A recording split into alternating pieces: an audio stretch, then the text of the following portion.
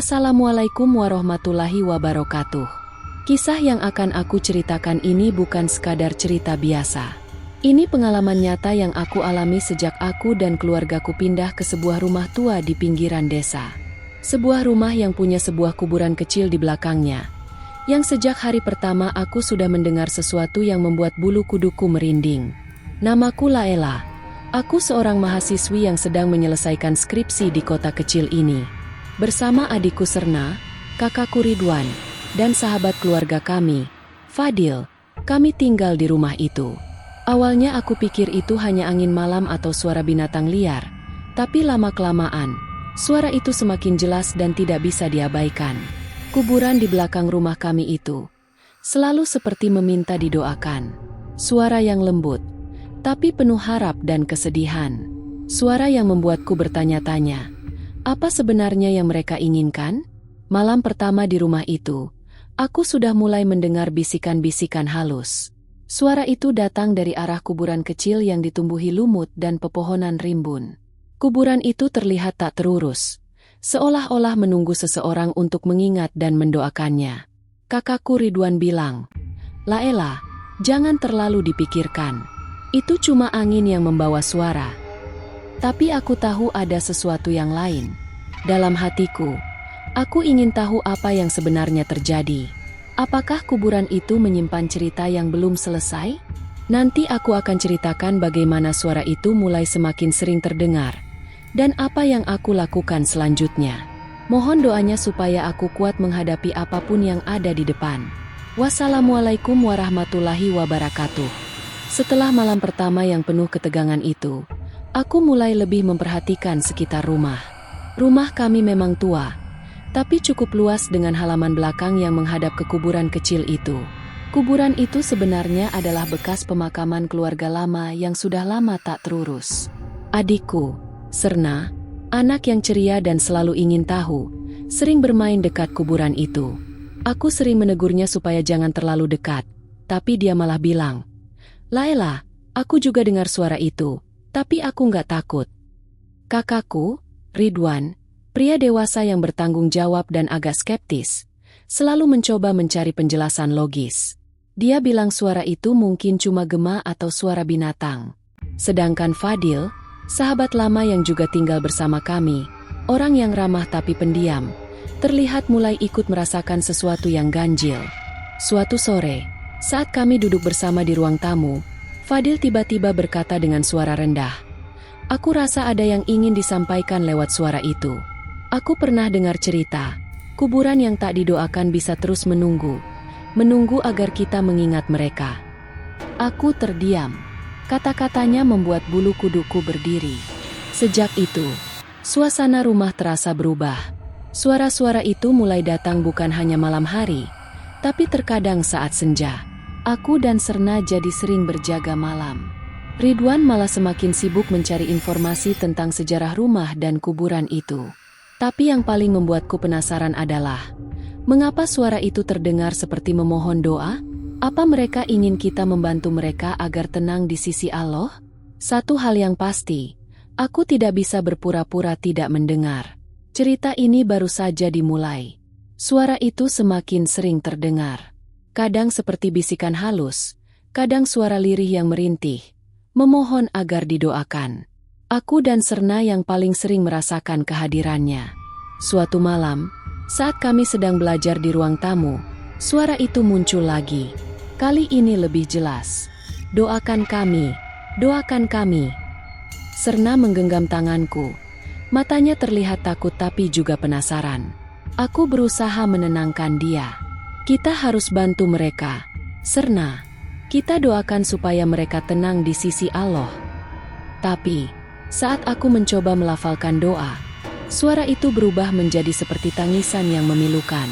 Kakakku Ridwan yang mendengar dari kamar sebelah, datang dengan wajah serius. "Laela, jangan terlalu larut.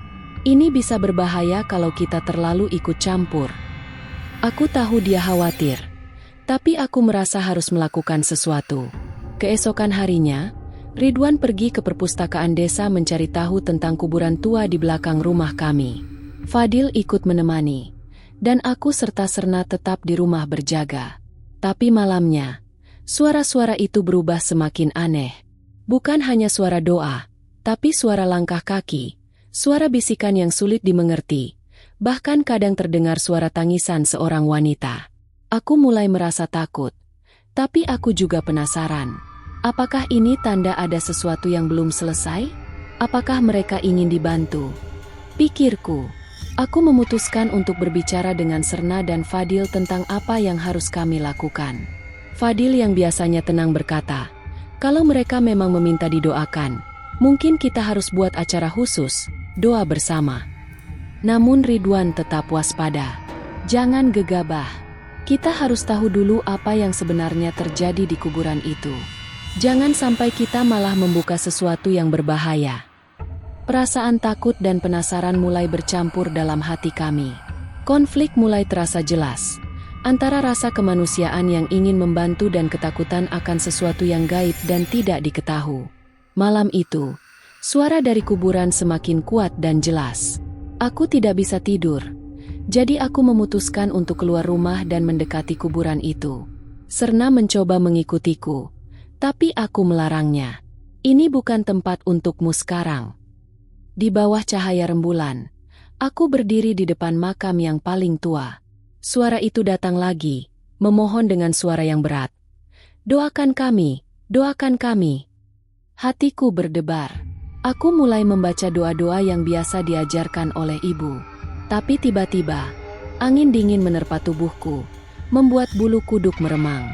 Tiba-tiba muncul sosok samar seorang wanita berambut panjang. Wajahnya sedih dan penuh harap. Aku, terima kasih sudah mau mendengar. Suara itu lirih, seperti angin yang berbisik. Aku hampir pingsan, tapi aku berusaha tetap kuat. Keesokan harinya, aku bercerita kepada Ridwan dan Fadil tentang sosok itu. Ridwan tampak serius. Laila, ini bukan sekadar suara biasa. Mungkin ada sesuatu yang belum selesai di kuburan itu. Kami sepakat untuk mengadakan doa bersama di malam hari, mengundang tetangga dan orang-orang yang mengenal sejarah rumah itu. Malamnya, di bawah bintang, kami bersama-sama mendoakan arwah yang mungkin terlupakan. Tiba-tiba suara tangisan itu berubah menjadi suara syukur. Angin seolah membawa ketenangan, dan suasana menjadi hening damai. Aku merasa seolah-olah beban berat terangkat dari hati. Namun, ada satu hal yang aku sadari, bahwa kedamaian ini adalah awal dari sesuatu yang lebih besar. Elah doa bersama itu, suasana di sekitar kuburan berubah menjadi lebih tenang. Suara-suara yang dulu sering aku dengar mulai menghilang satu persatu. Serna yang biasanya takut pun mulai berani bermain di dekat halaman belakang rumah tanpa merasa cemas. Ridwan akhirnya menemukan catatan lama tentang keluarga yang dimakamkan di sana. Ternyata, mereka adalah penduduk desa yang meninggal secara tragis dan belum pernah didoakan secara khusus oleh keturunan mereka. Fadil berkata, kadang, arwah yang terlupakan memang terus menunggu doa kita, supaya mereka mendapat tempat yang layak di sisi Allah. Aku belajar bahwa doa dan perhatian kita kepada yang telah tiada bukan hanya sebuah kewajiban, tapi juga bentuk kasih sayang yang mendalam. Kini, setiap malam aku dan keluargaku selalu menyempatkan diri untuk mendoakan mereka, meski hanya dengan doa singkat. Kuburan di belakang rumah bukan lagi tempat yang menakutkan, tapi menjadi pengingat bagi kami untuk selalu mengingat bahwa hidup ini sementara, dan doa adalah jembatan kasih yang menghubungkan antara dunia dan akhirat. Aku berharap cerita ini bisa menjadi pengingat untuk kita semua, agar tak lupa mendoakan mereka yang telah tiada. Karena doa kita bisa membawa kedamaian bagi mereka, dan juga untuk kita yang masih hidup. Semoga Allah selalu memberikan kita kekuatan untuk berbuat kebaikan dan menjaga tali silaturahmi, termasuk dengan arwah yang terlupakan. Wassalamualaikum warahmatullahi wabarakatuh.